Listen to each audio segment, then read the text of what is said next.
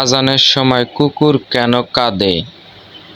নবী করিম সাল্লাল্লাহু আলাইহি সাল্লামের হাদিস রয়েছে মুসলিম শরীফে। নবী বলেন, যখন সালাতে আজান দেওয়া হয়, শয়তান পিছন ঘুরে বায়ু ছাড়তে ছাড়তে পালিয়ে যায়, যেন আজানের শব্দ সে শুনতে না পায়। আজান শেষ হলে সে পুনরায় ফিরে আসে। তাহলে যখন আজান দেওয়া হয়, তখন কুকুরের মাথা উপর দিকে আসমানের দিকে দিয়ে কুকুর ডাকে। আজান শেষ হলে আর কুকুর ডাকে না।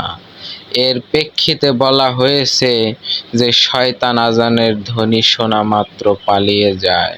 এর কতটা সত্যতা রয়েছে। এবং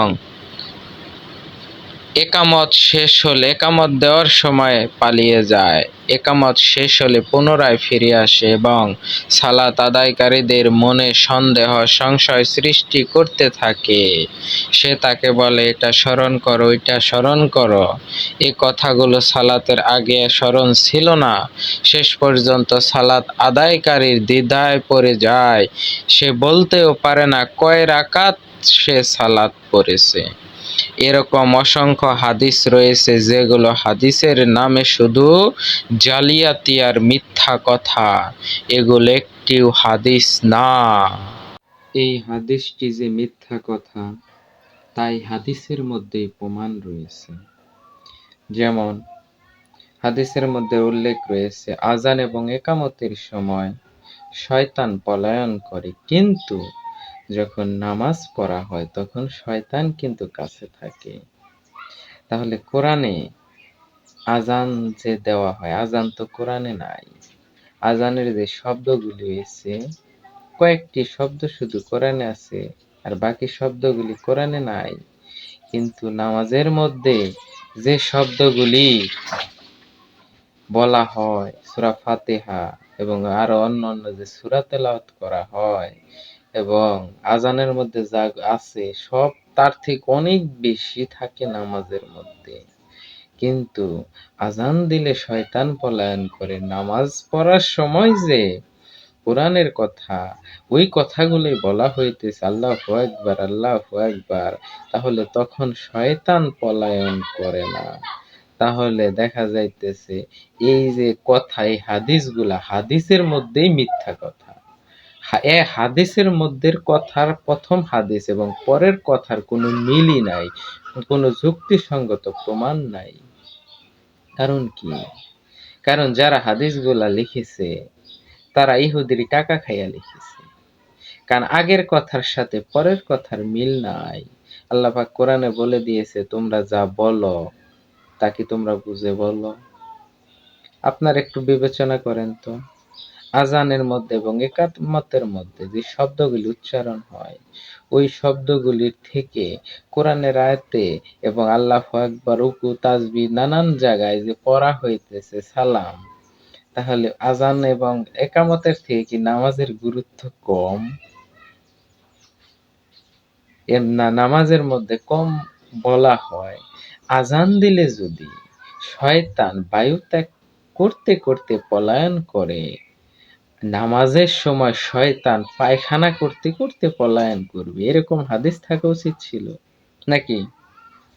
আজান দিলে যদি শয়তান বায়ু ত্যাগ করতে করতে পলায়ন করে, নামাজের সময় শয়তান টয়লেট করতে করতে পলায়ন করবে, এটা বলা উচিত ছিল।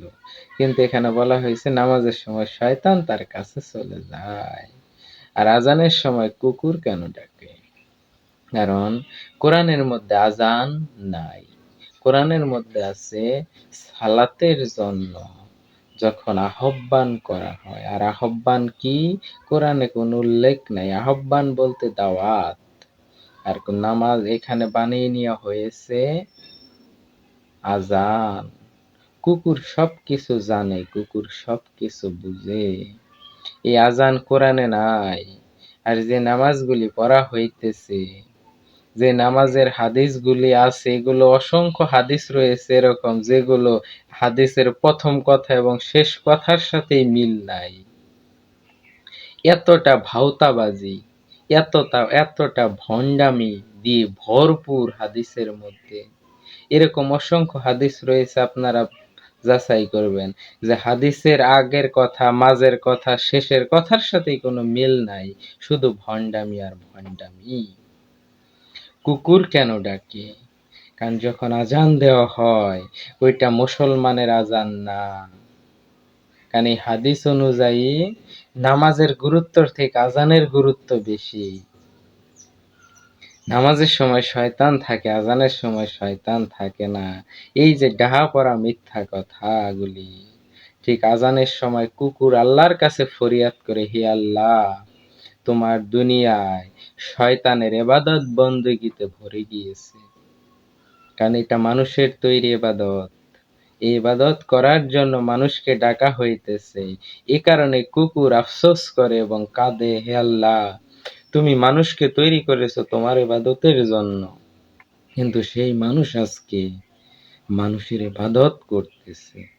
এই কারণে কুকুর কান্না করে। এটা আমার দৃষ্টিভঙ্গির থেকে আমি যতটা পেয়েছি।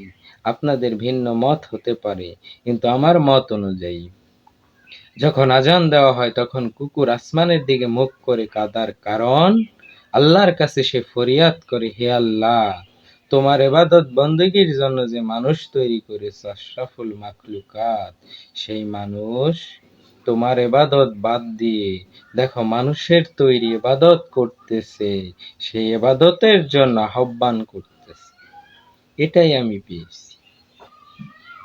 তাহলে সমাজে, রাষ্ট্রে অনেক বুড়া বুড়া বক্তারা যেভাবে বলতেছে কুকুর ডাকে, কুকুর তখন শয়তান দেহে কুকুর, এই কারণে কুকুর ডাকে, এই ভাওতাবাজি গুলা বাদ দেন। আপনারা কি বলতেছেন হাদিসের নামে? এই ভাওতাবাজি বাদ দিয়া ভালো হয়ে যান।